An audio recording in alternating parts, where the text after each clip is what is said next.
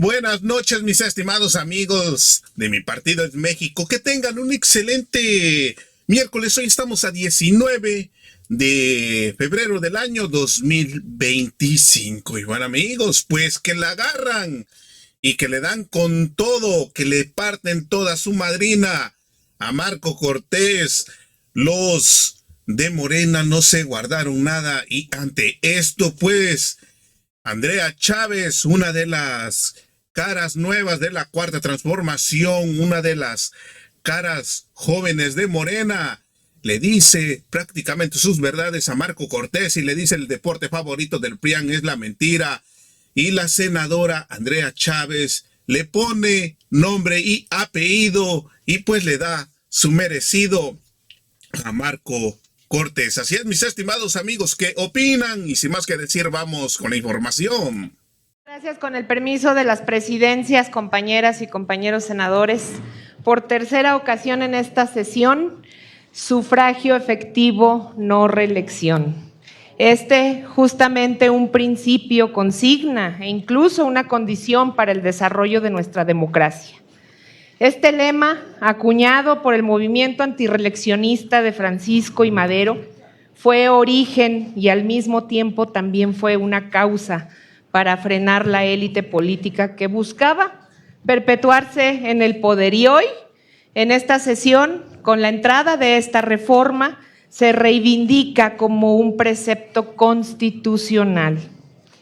Y es que nuevamente hay que hacer poquitita memoria, porque durante casi un siglo la no reelección perduró en nuestro país hasta que a partir de la reforma político-electoral aprobada por el neoliberalismo al amparo del mal llamado Pacto contra México en el 2014, se legalizó la reelección consecutiva. Sin embargo, la experiencia desde su entrada en vigor nos ha demostrado que además de contravenir al origen de una de las transformaciones más importantes de nuestra historia, como lo fue la Revolución Mexicana, también implicó el desgaste significativo de la democracia y socavó el principio de la representación política.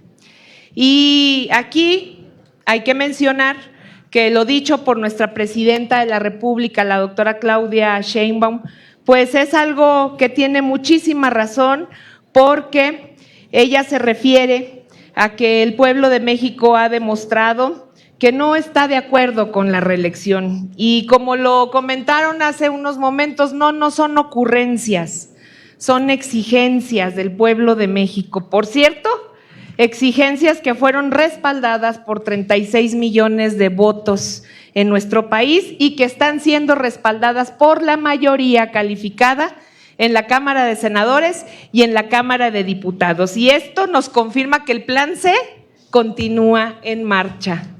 La reforma peñista, en el supuesto, pretendía la profesionalización de la clase política para garantizar un mejor desempeño en los cargos de elección popular, pero por el contrario, lo único que originó fue sí la profesionalización, pero de la corrupción y de la impunidad. Esto en lo que determinados grupos de poder estaban accediendo a los cargos públicos, debilitando la confianza de las instituciones, hartando al pueblo de México. Por eso, con esta reforma tenemos la oportunidad de reivindicar un principio elemental de nuestra democracia, que es el principio de la igualdad, para garantizar que la voluntad popular no tenga sesgo al momento de ejercer su derecho a decidir y tener más y mejores opciones. Aunado a ello, pues obviamente en tiempos de transformación, el planteamiento de la iniciativa en materia de erradicar el nepotismo electoral resulta más que oportuna. Se trata de una medida elemental para fortalecer nuestro sistema democrático. Por supuesto que hoy me pronuncio a favor de lo que sostiene esta iniciativa, porque el nepotismo constituye una forma de corrupción y en Morena, desde nuestra norma estatutaria, tenemos el objetivo de erradicarla.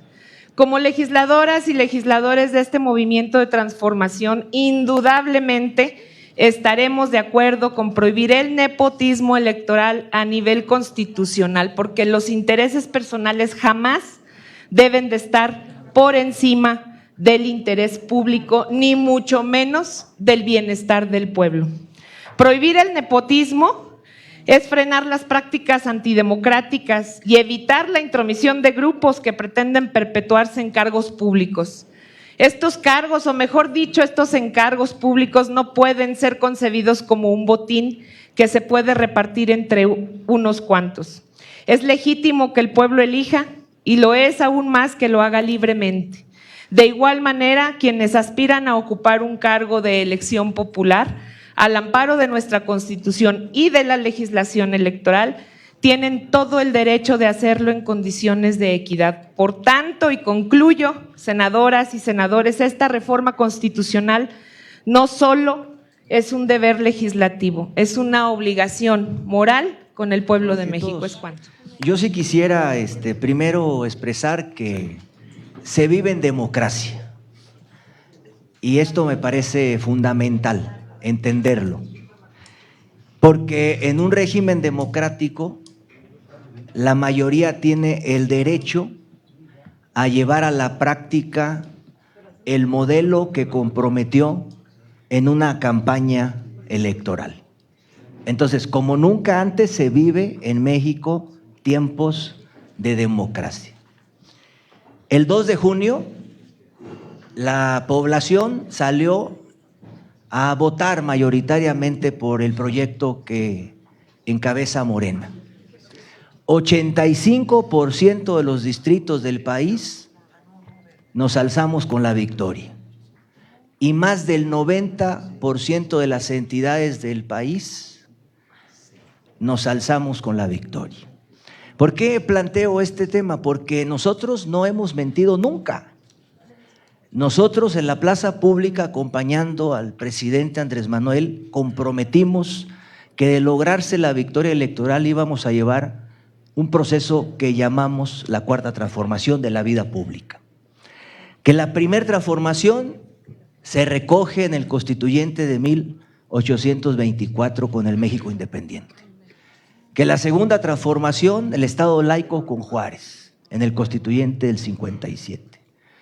Que la tercera gran transformación, los derechos sociales en el Constituyente del 17 con la Revolución.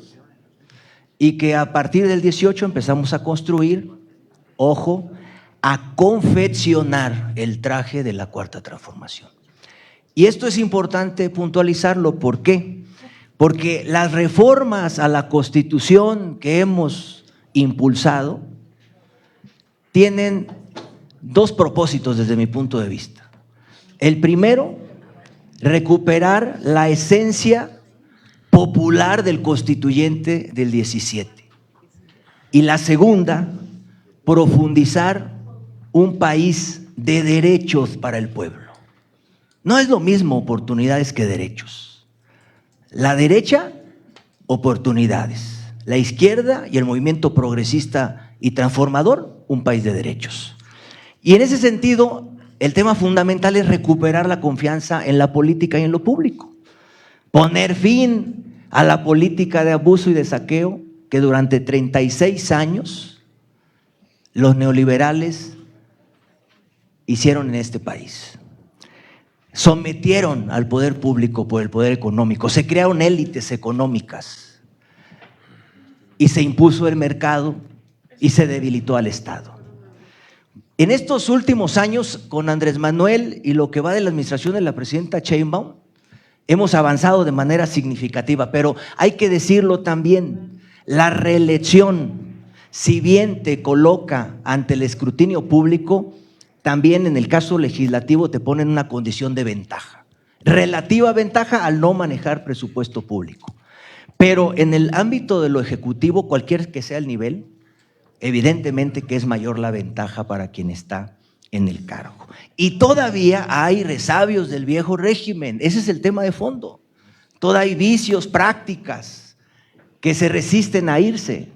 Por eso en el caso de la reelección. En el caso del nepotismo, el tema todavía es más grave, porque si aplicamos aquella máxima de que el poder al inteligente lo atolondra, al que no es tan inteligente lo vuelve loco.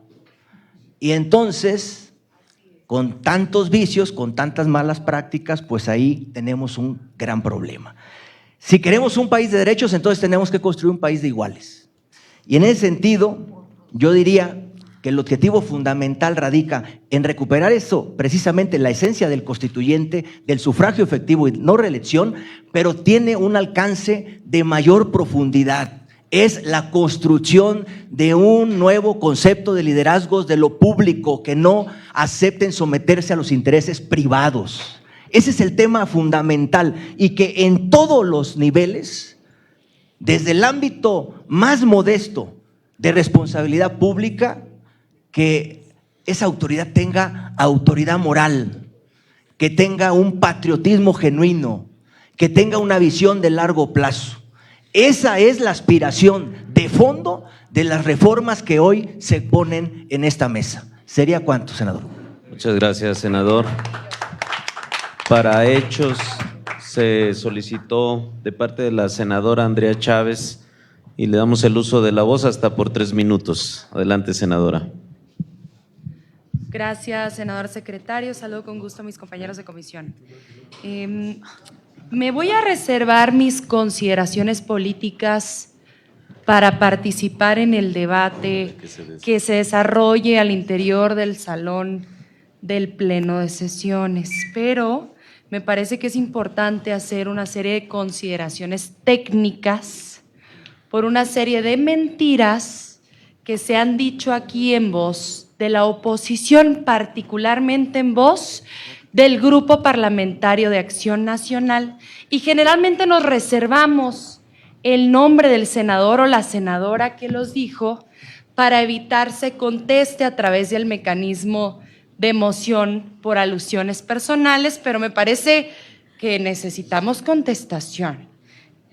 Esta es una mentira dicha por el senador Marco Cortés del Grupo Parlamentario de Acción Nacional, que espero me pueda contestar. Él dice que esta reforma presentada por la Presidenta de la República, doctora Claudia Sheinbaum Pardo, no prevé la eliminación del nepotismo en designaciones y nombramientos, que solo la prevé en el caso de puestos de elección popular. Y parece que él no leyó el dictamen que estamos discutiendo el día de hoy, porque de la página 9 a la página 12 se transcriben literalmente los artículos de las disposiciones de las leyes federales que prohíben explícitamente el nepotismo en los casos de designaciones y nombramientos. Como no leen lo que discuten, como no leen de lo que opinan, me voy a permitir repetirles los artículos. Ley General de Responsabilidades Administrativas, artículo 3 y artículo 63 bis, que dice a la letra: cometerá nepotismo el servidor público que, valiéndose de las atribuciones o facultades de su empleo, cargo o comisión, directa o indirectamente, designe, nombre o intervenga para que se contrate como personal de confianza, de estructura, de base o por honorarios en el ente público en que ejerza sus funciones a personas con las que tenga lazos de parentesco por consanguinidad hasta el 4º grado, de afinidad hasta el 2º grado o vínculo de matrimonio concubinato. Y así seguimos. Ley Federal de Austeridad, artículo 4, artículo 21, Código Penal Federal, artículo 220, artículo 221. Es más, todo un título de la Ley de Carrera Judicial del Poder Judicial de la Federación. Hombre, si quieren ser senadores de la República y vienen a dárselas de todo conocedores en las comisiones, cuanto menos senadora, tengan tantita vergüenza y lean lo que vienen a debatir. Muchísimas gracias. Muchas gracias. Senador Adán Augusto López Hernández, registro su asistencia. ¿Cuál es su voto? Muy bien.